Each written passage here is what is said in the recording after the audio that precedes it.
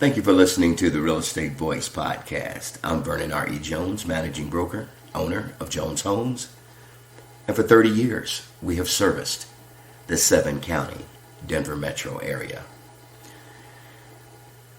Last month, we have been talking about seeing early signs that the red-hot global housing market could be starting to cool as elevated prices appeared to hurt demand and home improvement spending eased.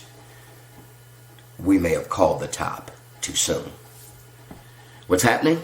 U.S. home prices rose 18.6% in June compared to 1 year earlier and 16.8% versus May, according to the S&P CoreLogic Case-Shiller Index released this week. In Phoenix, home prices jumped 29% year over year, while San Diego logged a 27% increase.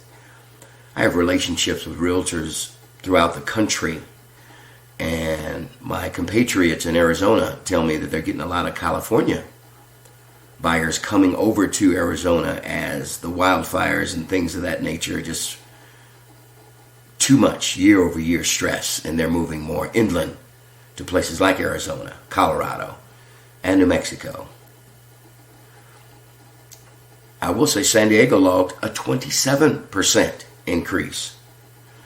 I personally don't know how wildfires are affecting San Diego as compared to the more northern parts of the state, but I believe the more northern parts of the state is getting more wildfire issues in California.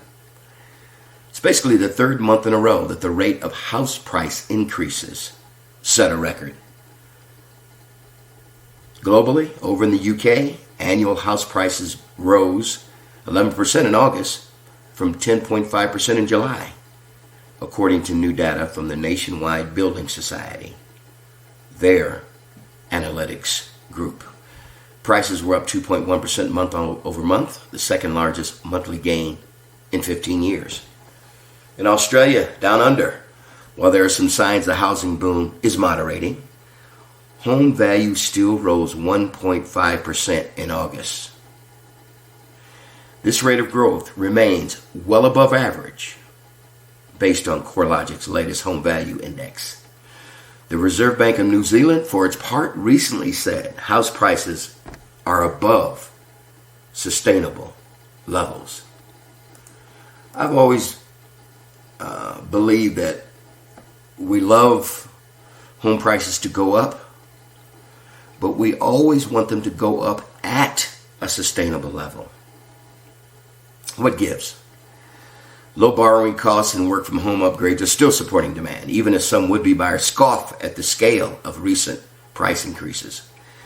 Yes, sticker shock is very, very real, especially to my clients who have bought multiple homes from me over the years.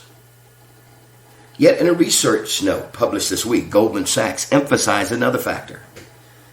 While low mortgage rates and the shift to working from home are also fueling housing demand, one underappreciated reason for the price boom is that housing supply is very tight. Well, if you've been listening to me, that's been the nature of the dance.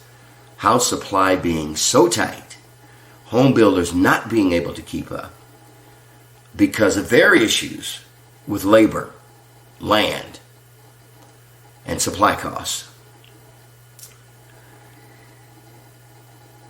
While low mortgage rates and the shift to work from home also fueling housing demand, we still have to understand one thing. How long is that shift going to last? Is working from home going to be a long-term, a short-term, or just a near-term reality? Price increases would normally feed a boom in the construction of new houses, but again, this hasn't materialized. While the easing of temporary bottlenecks such as material constraints and pandemic labor supply effects should support an eventual recovery in supply, more persistent constraints such as land use regulations, our state, county, city, local officials going to change land use regulations so they can get that land to builders so builders can build more homes? We'll see. Until they do, home prices will continue to be pushed up in the near term, especially in the US, Canada, and the UK. I would say, just me being out in the field on a daily basis, I am noticing slightly more inventory in the price point of $500,000 and above, and slightly more inventory, less so, of homes $500,000 and below. I'm not seeing as many offers. There are still multiple offers, but I'm not seeing as many. I've actually had realtors call me to say, hey, are your buyers interested? We don't have any offers. Highly unusual. And this is over the last 30 days. Again, that shift because of buyers with kids choosing not to hunt during the school season. My thought is we may see an actual seasonal slowdown that we didn't see last year. And we'll see how that plays out with sellers and buyers in the near term. Any questions? Please give me a call at 303-359-8218. And we'll love to answer any questions for you. This is Vernon Jones with the Real Estate Voice.